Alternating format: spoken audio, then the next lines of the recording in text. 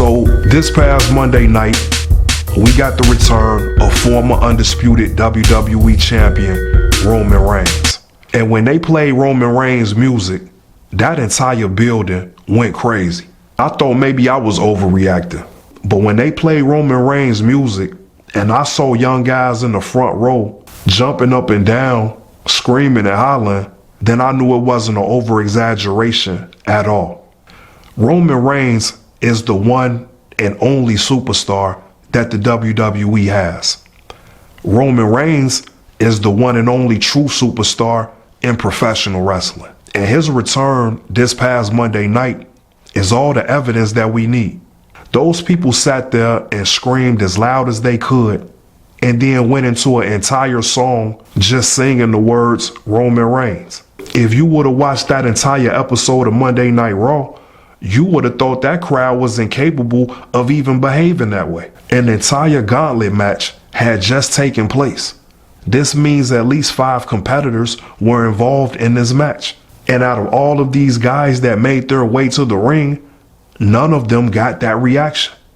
Now, I understand that it was the return of Roman Reigns, so a lot of people think that the reactions are going to be different due to that fact. But in this case, this is the type of reaction that Roman Reigns usually receives. This is the normal, return or not. This is what it means to be a superstar.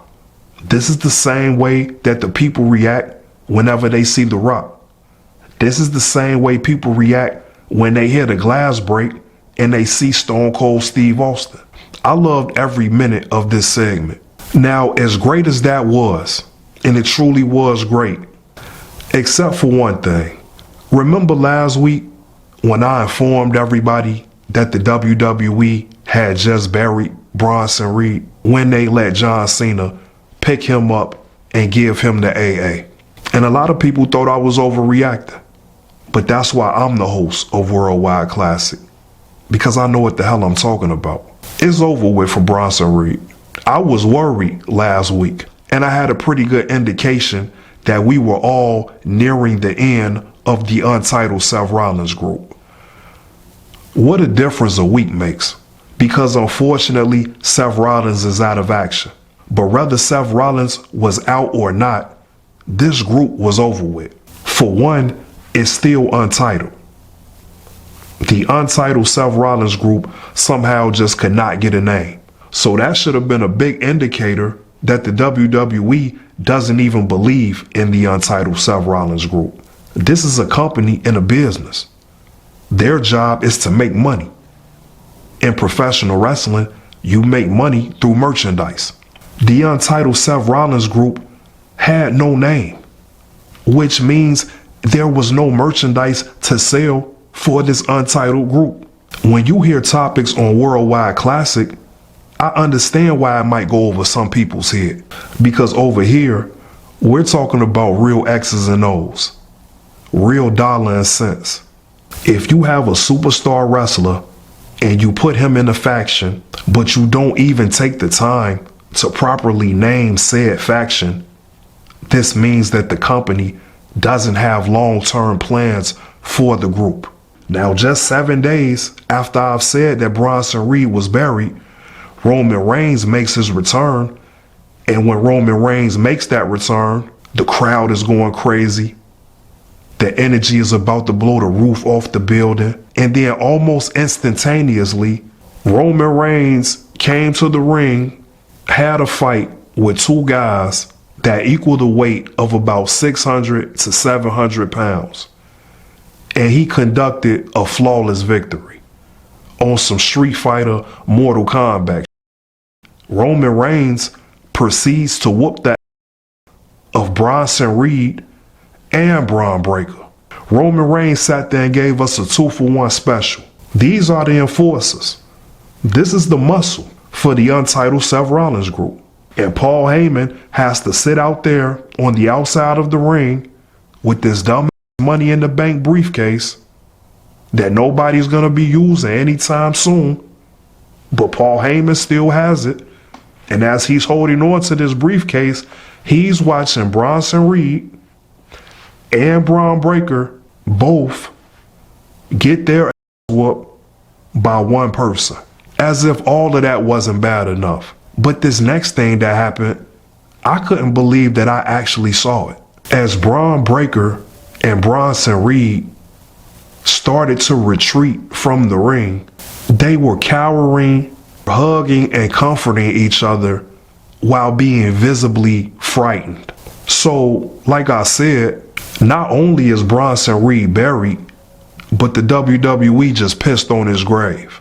I thought I did a pretty good job at analyzing this last week, but some people still didn't get it. Do y'all see now? If you didn't understand it last week, then I'll ask you this simple question. During John Cena's era, who are the other superstars? Because even if you want to go the Daniel Bryan route, John Cena was pretty much on his way out the door. We're talking full-fledged, ruthless aggression, John Cena era. Who are the other guys that were able to break the glass ceiling? I think I read one comment that mentioned Edge and Big Show. I gave Edge a little credit because Edge is a great wrestler, so he still made a name for himself. But I could argue the fact that Edge was already solidified before John Cena got on the scene. But for the sake of argument, let's say Edge and Big Show, and how John Cena lifted both of those guys at the same time at WrestleMania 25. Where is Edge and Big Show now? Where have Edge and Big Show been? I invite all comments because I love to have good conversations about the sports that we love. But if you coming for the crown, just make sure you don't miss. Big Show should be considered a legend in the WWE. The WWE doesn't even credit the Big Show's existence. They act as though he never existed at all. I haven't heard them even refer to that man since he left the WWE. And like I've already said, Edge was already a solidified superstar before John Cena even got his career off the ground. And I firmly believe that's the only reason Edge survived John Cena. We covered that last week. But it only took 7 days for the WWE to double down. Because that's all that they did with Roman Reigns' return. I'm the one that feel like Bronson Reed can be the future. Clearly the WWE doesn't think that. But they do believe that Bron Breakker is going to be the future of the company. So why is y'all getting his ass whooped like that? The two enforcers of the untitled Seth Rollins group and the supposed future of the company, they escaped to the entrance area, and as they stood there, they hugged and cowered and were frightened and had looks of concern on their face. Not only did the WWE bury Bronson Reed, but they just on this man's grave. How was he supposed to recover from this? Something has went on behind the scenes, and clearly the WWE doesn't believe in Bronson Reed anymore. Because it's already bad enough everything that I've mentioned last week. But then exactly 1 week later, you had Roman Reigns throw Bronson Reed all over the ring, all while also whooping Bron Breakker's ass simultaneously. Bron Breakker don't have to worry about it. They were supposedly recruited to handle such conflicts, to take care of said issues. Bron Breakker and Bronson Reed got their ass whooped together by one man. Albeit it's Roman Reigns, but it doesn't matter.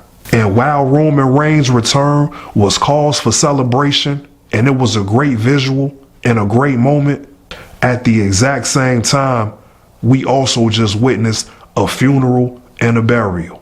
Rest in peace to Bronson Reed's WWE career.